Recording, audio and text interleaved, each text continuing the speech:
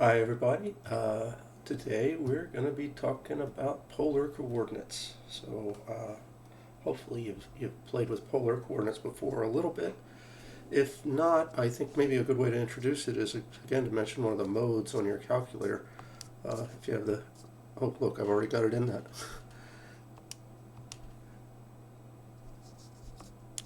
If you hit the mode button, there we go, and come down to where we were before. I had Func, Par, Pol, and Seek. I guess we almost always have left it in the Func position, and we were just talking about what it's like in Par for parametric. So now polar. What's polar about? When you set it into polar mode and hit the y equals button to maybe graph something, instead of y equals now it's r equals, and the variable, if you I think I did a dry run of this before I thought to start it, but when you hit the button for x, it no longer says x, it says theta.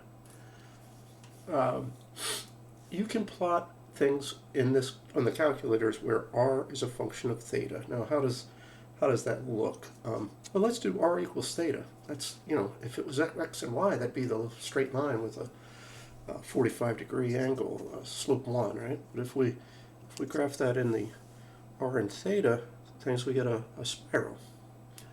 Um, what's going on there? Well, first of all, I don't particularly like one aspect of this. They leave the xy axes drawn on here, and I kind of like the way Desmos does this better. So let's switch to looking over here at the Desmos screen.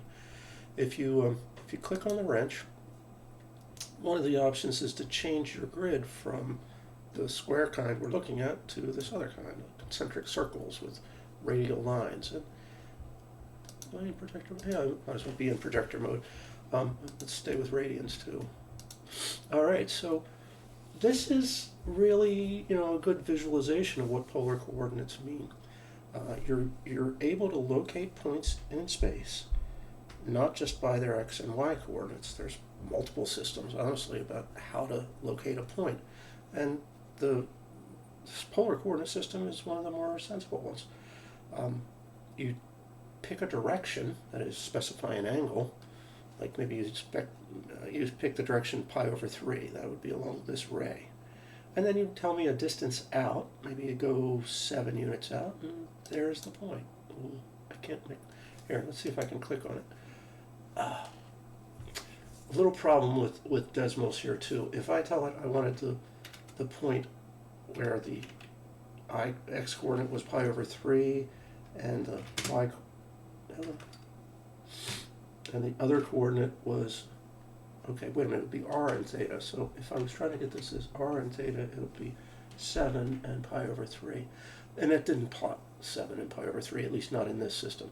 That's the old XYZ system. Let's just quickly, I said XYZ, it's just x and y, not XYZ. Right, so that was at 7 units out, and then pi over 3, well, that's roughly 1, right? So, yeah, that is the xy coordinate position for that. So if I want to plot a point in Desmos, I'm going to need to learn how to convert from this style of locating things by what's the angle and then what's the distance out to it. Just realized a mirror image. Should have been what's the angle and then what's the distance out to it to get to that point. Yeah, instead of that, I've got to think about the x and y coordinates for such a point. So let's do that on a little bit of scrap paper.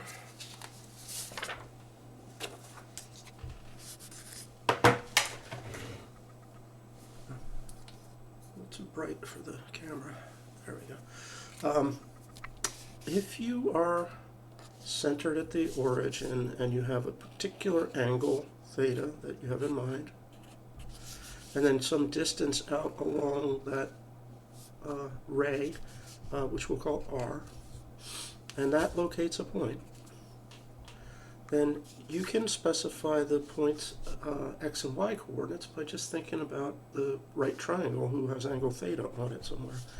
If you pick a unit triangle, its sides are the cosine and the sine of theta, respectively. The x, or the adjacent side is cos theta. The opposite side is sine theta. That would be for a unit a triangle with a hypotenuse of 1. But if we want to have a hypotenuse of r, just scale everybody up. Make each thing r units bigger. I missed. Just make the ball bigger. Right? So this height is r times the sine of theta. And this distance here is r times the cosine of theta. Well, you know, if this is the origin, these are the axes, those numbers I just produced are the x and y coordinates of the point. A point originally specified as, you know, some amount of angle, theta, and then some distance out, r, can also be specified in Cartesian system. Okay, so x is r times the cosine of theta, and y is r times the sine of theta. Okay, so modulo that I got to do a quick conversion, I can get Desmos to plot pi over 3, comma 7 properly. What I need to do is use the angles pi over 3 and the radius 7 in these formulas. Oh, I hope that wasn't below the screen the whole time. If not, it's x equals r times cos theta, y equals r times sine theta. All right, so that's what I'm going to plot over here. R times cosine of pi over 3. I think we need to find a parenthesis, and there's an extra one inside of that. Oh, I guess it lived with it. It auto-corrected. Great. And then the other thing will be 7 times the sine of pi over 3. Okay, so you see now I've plotted a point at the correct location. I just needed to know how to convert the r and theta numbers into x and y numbers to get it to plot properly. I wish Desmos would upgrade to thinking about polar plots. You should be able to, you know, click a toggle on a point to say whether it's Cartesian or polar, since they do have both coordinate systems available. But for now, we have to do it sort of by hand. There's an extra dot in there. I don't know what that was about.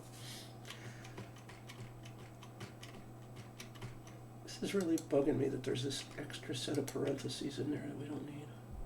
Okay. No, didn't need that though. Oh, jeez. I shouldn't have messed with it. It was good as it was. Okay. Right. So there's a point. Now. Okay. What we really want to do, and Desmos does have this ability, is specify the r coordinate as a function of the theta coordinate. That is, give a pair for r and theta here. You can say, I think the syntax that I've tried before that works well is r equals, and then use some formula that's got theta in it. Let's just try theta itself. There you go. You see that spiral we saw before. My point that I chose randomly is almost on that thing. If I wanted to get a point that was actually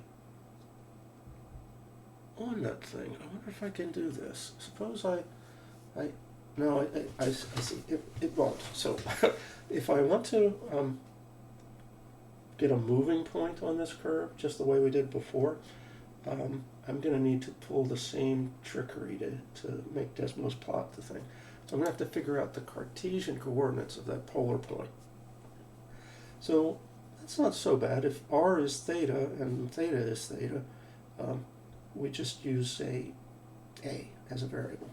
So if r is equal to theta, the point would be a times the cosine of a, not a,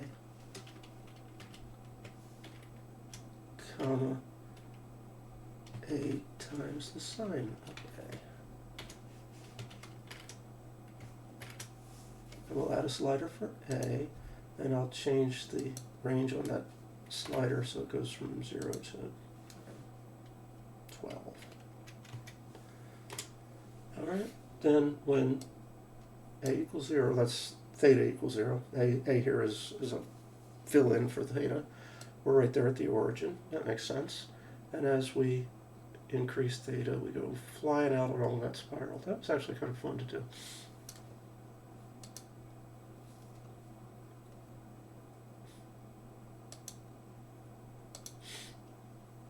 Play it. How many times around does it go?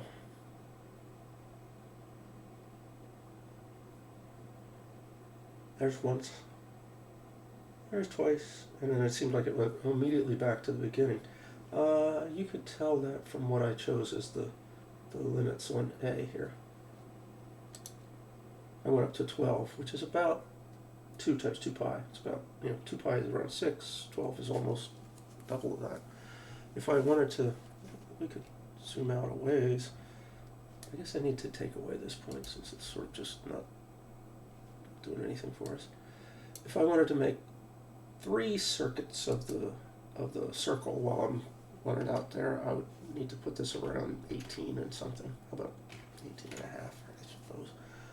And let's go.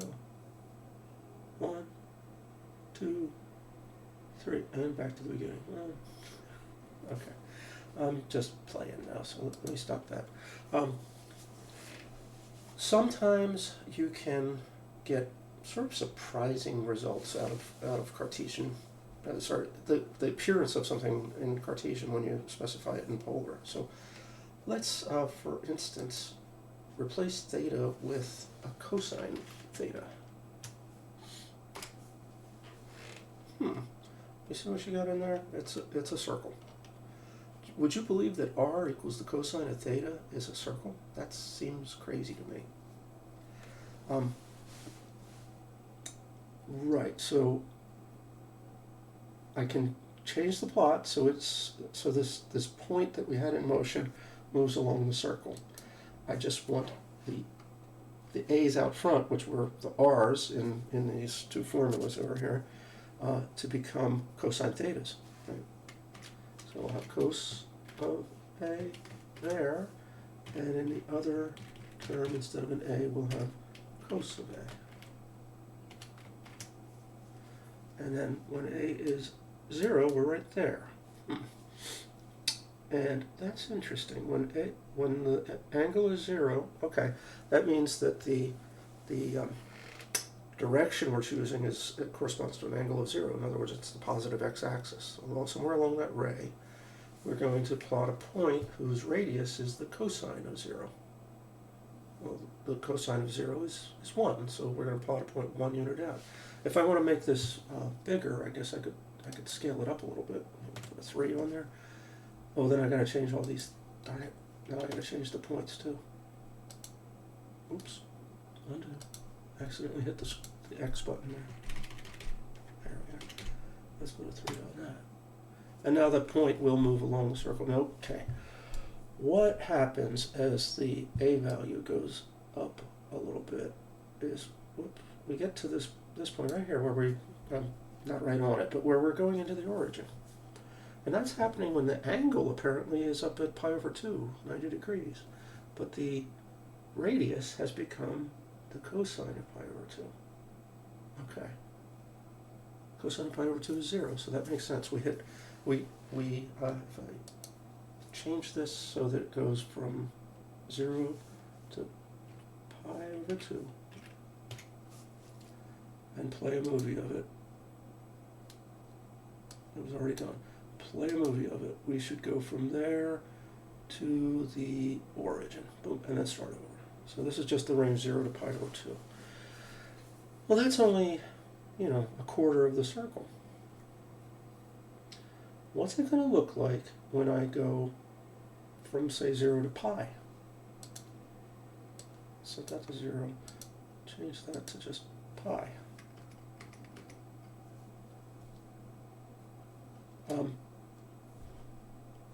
Well, I think it's not going to be surprising. It's going to complete the rest of the circle, except if you think about it,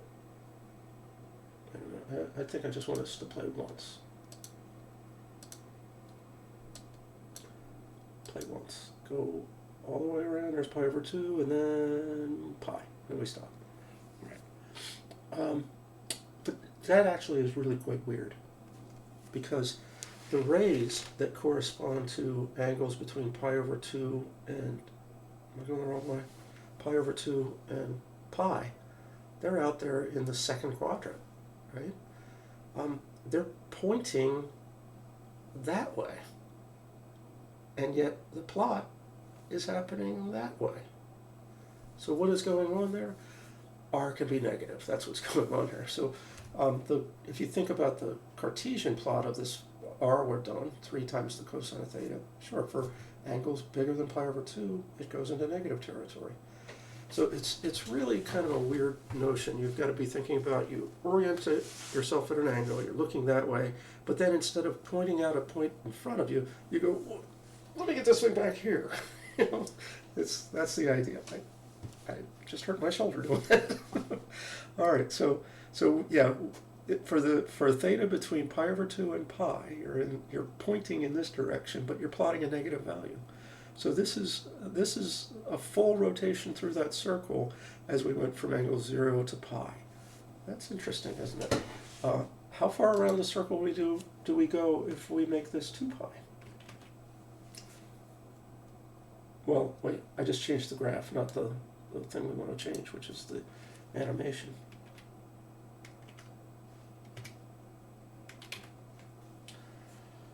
We'll still do it once, right? Here, so watch carefully while we plot it. It goes around. What? It went around twice, didn't it?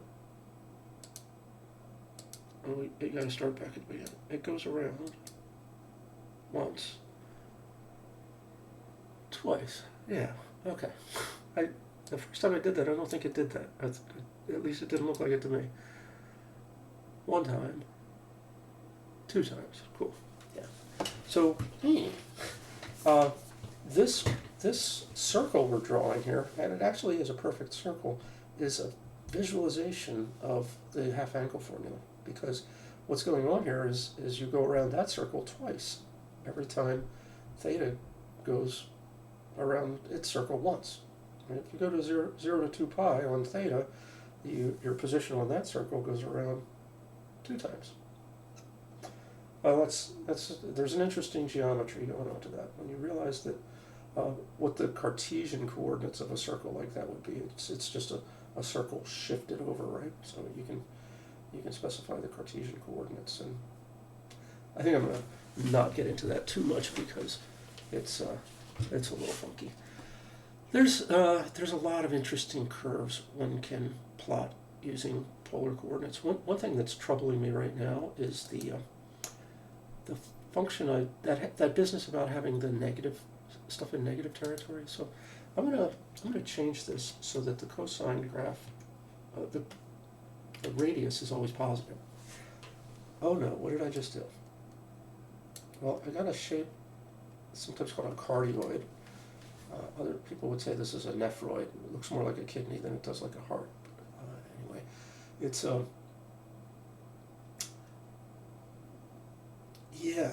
it's not having that negative territory business. So you let theta go around 2 pi, you're going to go around this exactly 1 time, because you're never drawing something in behind the ray that determines which way you're sort of facing. I can actually just cut and paste this to put it into the point thing, and then we can think about how a point moves along this curve. We just need to replace the r part with what we just did. The r part was this 3 cos theta, now it's going to be 3 times 1 plus cos theta. Yeah? And when... Oh, I turned it off. Too many variables. What? Oh, did I put something in there? Yes, I did. There's no thetas. There's an A. My bad. I can't just copy and paste because I needed to change the thetas into A's. Oh, good. Okay, so there's our plot. There's our point when theta is 0, and when theta goes up through 0 up to pi over 2, up to pi, and then 3 pi over 2, and finally back to 2 pi, you'll see it trace the 4 different portions of this funky looking curve. So here goes.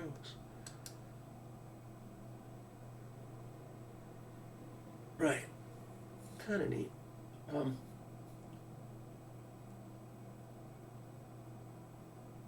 We should probably just do one last thing looking at polar coordinates before we push on to new stuff, and that is I rather quickly showed you how to figure out what x and y are if you know what r and theta are. What about the reverse? Suppose you know what x and y are and you'd like to figure out what r and theta are. In other words, could you somehow work out the r and theta from the x and the y? One of those is easy. R is the square root of the sum of the squares, right? Because x and y are your Cartesian variables, and r is just your distance from the origin. So that's what you use to get the distance from the origin. There is a plus or minus issue in here, however, because r could be a negative value facing the thing I was talking about before. So that's an issue. And the other thing that's we can do to figure out theta, if you've got x and y, then you can figure out their ratio. And what's y over x going to be?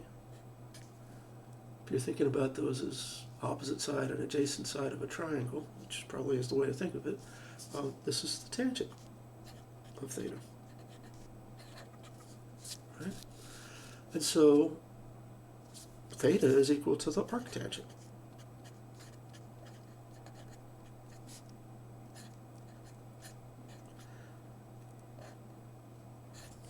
All right, so partly that works, but here's the problem with it. There are two different angles that have the same value for y over x. Think about if you've got a point in the first quadrant where both coordinates are positive. Y over x is whatever it is, both positive, right? Antipodal to that, that is in the third quadrant, you'd have a point with both coordinates negative. But when we form that fraction, the negative signs will cancel out, right? So the value of the y over the argument to the tan inverse will be the same. But those are different angles, right? One is maybe between 0 and pi over 2. The other is down between pi and 3 pi over 2. Not really what you want. So what's the problem with this is what's typical of inverse functions. To get the to create the inverse tan function, you limit the domain of the tan function to one of those arches, one of those pieces that looks like a cubic equation, and then you invert on that, and then you only get, as an output, you only get the outputs that are where that thing was limited to. So the thing we limit, I've got Desmos right in front of me. I should draw this for you. Set the graph back to regular mode. I'm going to save this stuff so I don't want to kill it away, but let's make a graph of y equals tan x. There you go. The problem is that this fails the horizontal line test, right? So it's not an invertible function. So we restrict its domain. We put a limit on what are the x coordinates that are allowed, and what you have to use for this particular function is the range between minus pi over 2 and pi over 2. Oops. Right. Then you get one of those graphs, one of those branches of the tan function, and you'll see that it's the inverse tan function looks like. I think I can. No, not like that. Do I have to say arctan? Yes. The arctan is the blue graph. The original tan, limited to the span minus pi over 2. Pi over 2 is the red graph. You can see that they're symmetric around the line y equals x, right? So those are inverses of one another. So what do we do if we really want to get the actual value of theta? Well, mathematically, there's not much to do other than fix it, right? You can say theta equals tan inverse of y over x plus or minus some multiple of pi. That'll do the trick. But in computing, there's actually a pretty nice way to deal with this issue. There's a function that often is called atan2. And what that does is it takes the x and the y coordinates of a point separately, and it will give you back the theta, the correct theta, in the range 0 to 2 pi, right? So atan2 is a thing you may find in programming languages. For instance, I use Python a lot. Python has an atan2 function. What's going on then is that by specifying both these values rather than their ratio, you're leaving out that ambiguity where the minus signs might have a canceled. You'll be able to tell which is the negative coordinate, and if both of these are negative numbers, you're in quadrant 3, so the thing can figure out where it is automatically without having to monkey with it the way we do as humans to figure out the right multiple of pi to attack it. So there's two issues with sort of non-one-to-oneness or lack of. No, that's exactly what the issue is: non-one-to-oneness. There are multiple ways to specify the same point in the r theta system. One of which is to, let me see, if I gotta draw it this way. I've got something in quadrant 1 on that graph. I could get the same point by spinning the angle around until we're pointing in the opposite direction and then using a negative radius, right? That's one way I could do it. The other thing I could do is spin the angle around a full 2 pi and then use the same radius. Well, heck, I could go around 6 pi and come back to the same position or same direction in radius. So one thing is we've got the non-uniqueness, so you could the theta, the angle, could be any multiple of 2 pi, but it can also be multiple of pi itself different, and then you just will get the double counting or multiple counting by making the radius the negative. I thought I'd show a few more examples of sort of interesting things you can plot using the polar coordinate system. One thing that I think is surprising, at least it was to me when I saw it, is that you can specify r as one of the unusual trig functions, like the secant of theta. And wow, is that weird? You get a straight line. That's for theta between 0 and pi. What if I let theta go 0 to 2 pi?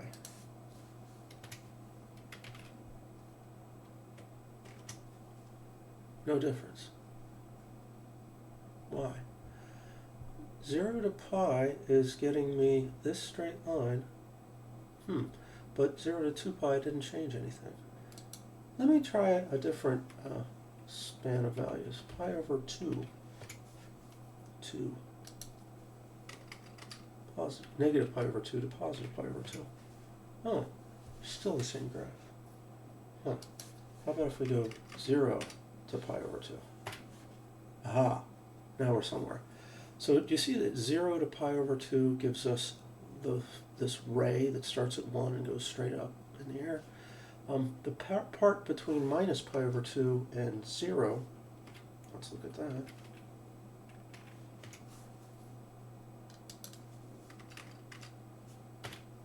Gives us the other half of the line. So if we go from minus pi over 2 to pi over 2, we get the whole line. Why? What happens when I go all the way to 2 pi, when I want to see more graph? Well, the answer is that the secant function has 2 branches.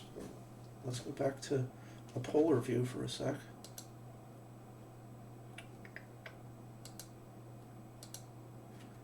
You're still able to see that. I don't want to see it just now, though. Let's look at y equals the secant of x. The part of the line between minus pi over 2 and pi over 2 that we just got was using this purplish arch of the secant graph.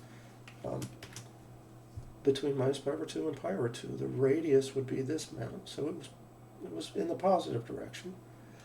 When you go from pi over, where is this? Positive pi over 2 all the way to the end of the circle.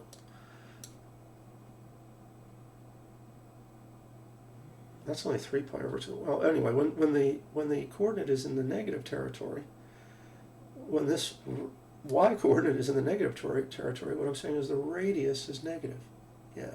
So even though you may have angles that are pointed out into, say, the third quadrant, you're plotting something behind you, back there, at those points, and you're, again, covering the same line.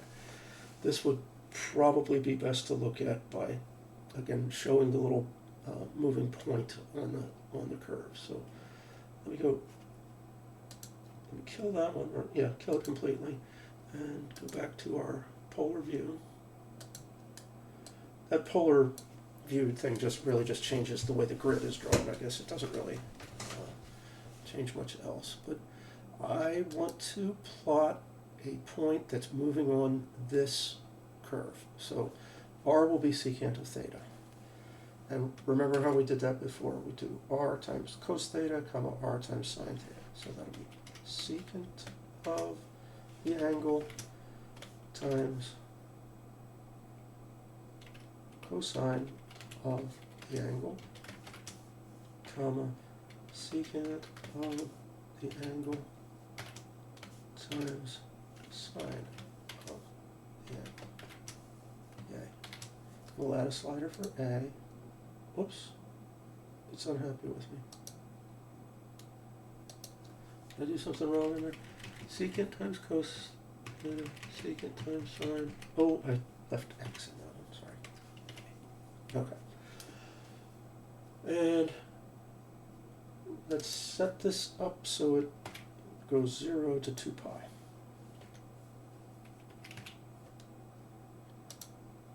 Just play it once through. So what's it going to look like when a is 0? Oh, there we are. We're right on. I guess I should turn the line back on too.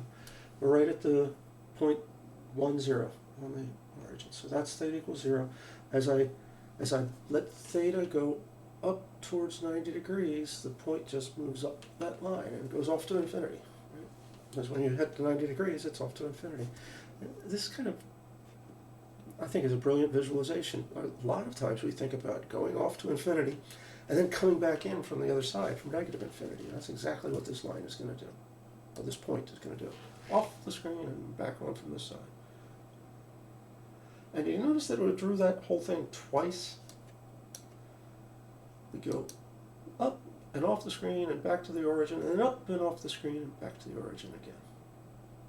So while the angle was going around, I just got a great idea. I can sort of show you where the angle is by plotting just a point on the unit circle, whose coordinates are cosine and sine.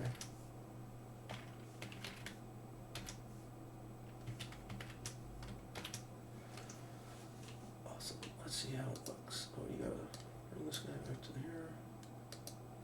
Yeah, that's good.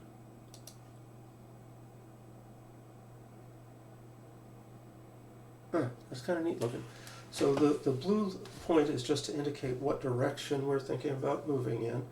And at first, when I run from 0 up to pi over 2, the direction we're moving and the radius, the distance out along that line makes sense. But when we're in here, we're thinking about facing in the direction out into the second quadrant, but because the radius is negative for these things, we're on that negative branch of the secant curve. This point comes in from below. And then goes negative territory and then positive again.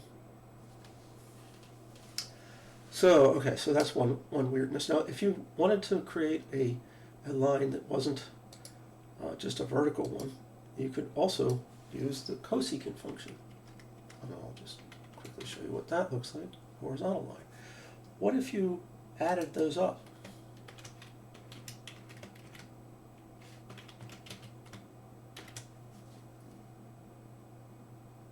Doesn't that look like the 1 over x graph?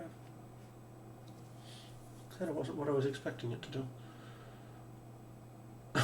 All right. I'll have to think that one through, what happened there. But yeah, it looks like I've created a hyperbola in polar coordinates. Gonna stop, though. We dealt with lines. We dealt with, we've got an interesting puzzle to work out, which maybe I'll play and I'll be able to tell you guys on Monday. Another style of graph, which is just great fun to make, is spirograph stuff. So let me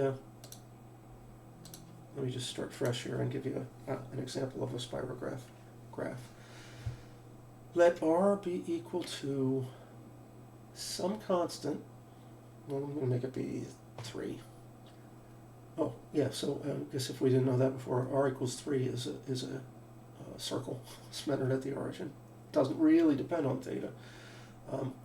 R equals 3 plus cosine of theta. That's not a very exciting one. What if I make the cosine kind of more wiggly by... Oh, now that gets interesting. What if I make it much more wiggly? Okay, fun.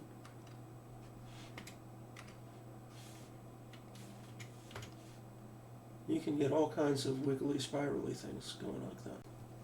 So this is just going to get more and more wiggly, but it won't do... I was claiming I wanted to give you a spirograph approach. It's not going to do that unless I take advantage of the multi-to-oneness of the way the polar coordinates work. So if I let theta run from 0 to, say, 6 pi, I could potentially at least sort of trace over the curve multiple times and have each tracing be slightly different. Now that won't be the case if I use 18 theta, because that's just a multiple, a straight multiple. But if I throw a fraction in here, like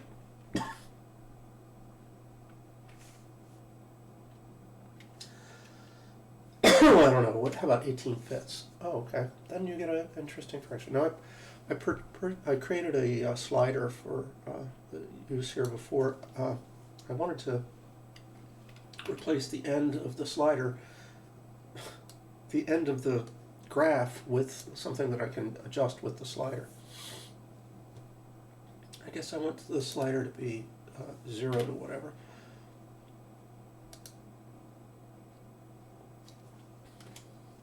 Right, and now I can back it up to 0 and see no graph, right? But then, should zoom out just a little, and then I can let the slider go and basically show you more and more of this graph. And at 10, it came back around to the beginning.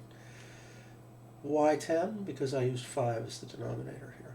If I wanted a more interesting spirograph graph, I might do something where... Actually, it's best if the numbers have nothing in common, the top and the bottom. So you might do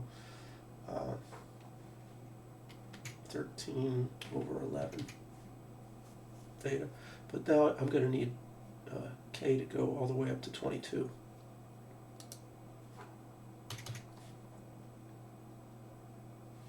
Okay. And let's see how that looks. It's kind of pretty. Those are the kinds of graphs you can get by, ordinarily this would not be possible. If R was supposed to be a function of theta, here along any particular radial line, we've got many, many, many branches of the graph.